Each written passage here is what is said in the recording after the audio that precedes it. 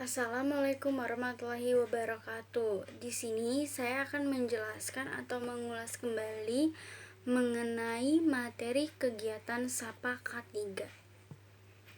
Pedoman penyelenggaraan sertifikasi kompetensi pada SMK, Direktorat Pembinaan Sekolah Menengah Kejuruan, Direktorat Jenderal Pendidikan Dasar dan Menengah, Kementerian Pendidikan dan Kebudayaan tahun 2017.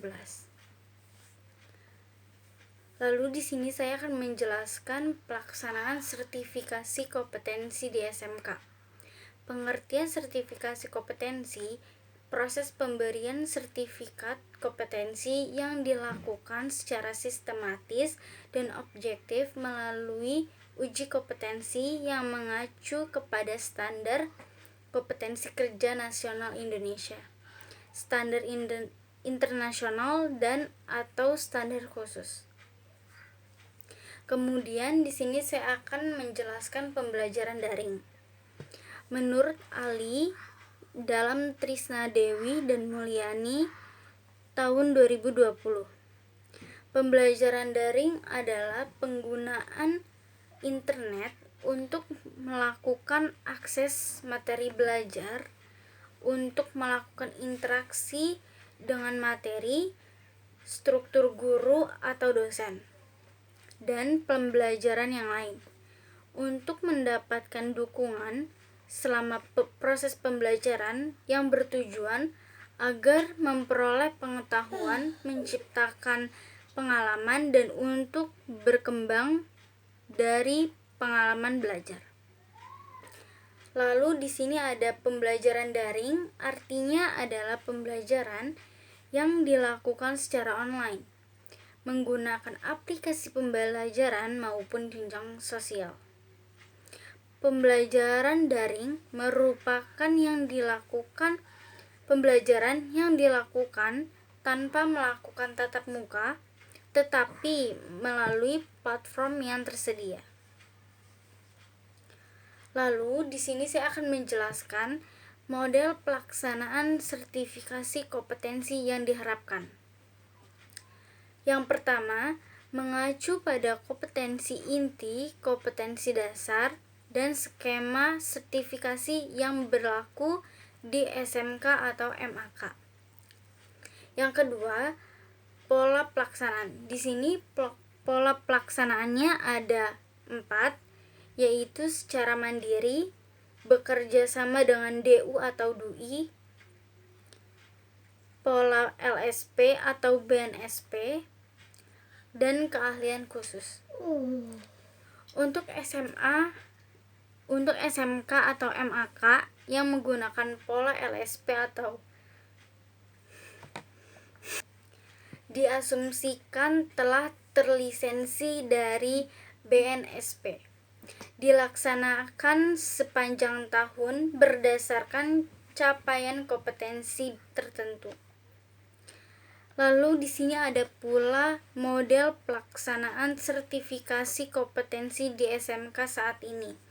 Yang pertama, mengacu pada kompetensi inti, kompetensi dasar, dan skema sertifikasi yang berlaku di SMK atau MAK.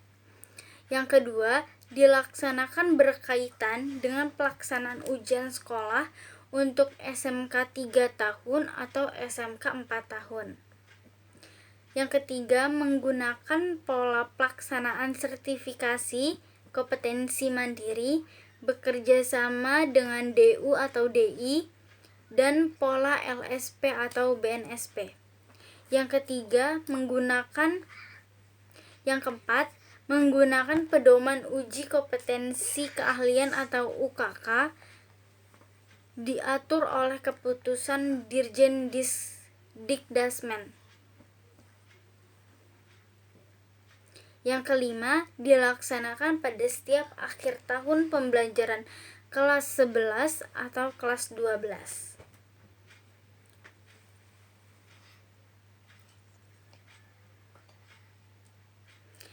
Yang selanjutnya saya di sini akan menjelaskan kriteria belajar minimum atau KBM. KBM ini ada 3, yaitu muatan nasional yang dicapai dengan nilai 75, muatan kewilayahan yang dicapai juga dengan 75, dan di sini ada MPK atau muatan peminatan kejuruan, yaitu diperoleh dengan nilai 80. Selanjutnya saya akan menjelaskan klaster yang diujian pada saat uji sertifikasi kompetensi atau USK bidang keahlian otomatisasi tata kelola perkantoran atau OTKP, yaitu mengelola dokumen kantor, melakukan komunikasi di tempat kerja, memberikan layanan prima, menyusun agenda kerja dan agenda perjalanan dinas pimpinan. Yang terakhir ada membantu pengelolaan kas kecil. Di sini saya akan menjelaskan juga analisis kelebihan dan kekurangan metode pembelajaran daring. Yaitu 1, ini kelebihannya terlebih dahulu, yaitu mudah mengetahui info dan mengakses materi atau bahan ajar yang diberi guru. Yang kedua, pengumpulan penugasan yang simpel dan tenggat waktu yang sudah tertera. Yang ketiga, bisa dilakukan dimanapun dan kapanpun. Yang kelima, mengurangi pengeluaran.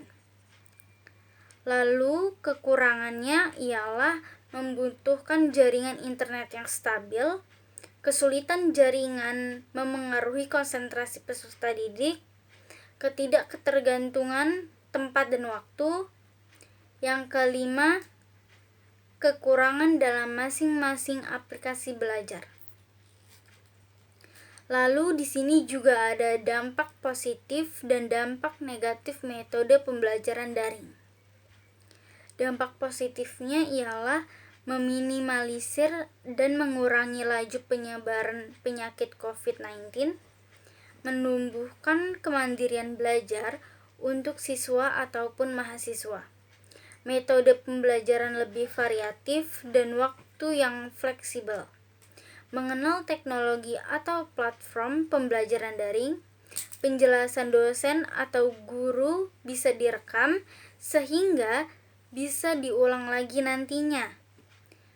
Pembelajar bisa mengembangkan bakatnya karena jam yang fleksibel, lebih sering berkumpul dan keluarga atau quality time. Yang terakhir adalah dampak negatif. Banyak siswa yang mengalami kecemasan berlebihan atau stres. Timbulnya rasa bosan karena hanya melakukan aktivitas belajar yang hanya itu-itu saja. Penurunan motivasi belajar dan rasa malas dari para mahasiswa atau siswa. Pengeluaran biaya lebih untuk membeli kuota. Guru sulit mengontrol siswanya karena jarak. Penilaian tugas kurang objektif dan siswa menganggap remeh tugas yang diberikan oleh guru atau dosennya. Sekian penjelasan materi kegiatan SAPA K3 dari saya. Sekian, wassalamualaikum warahmatullahi wabarakatuh.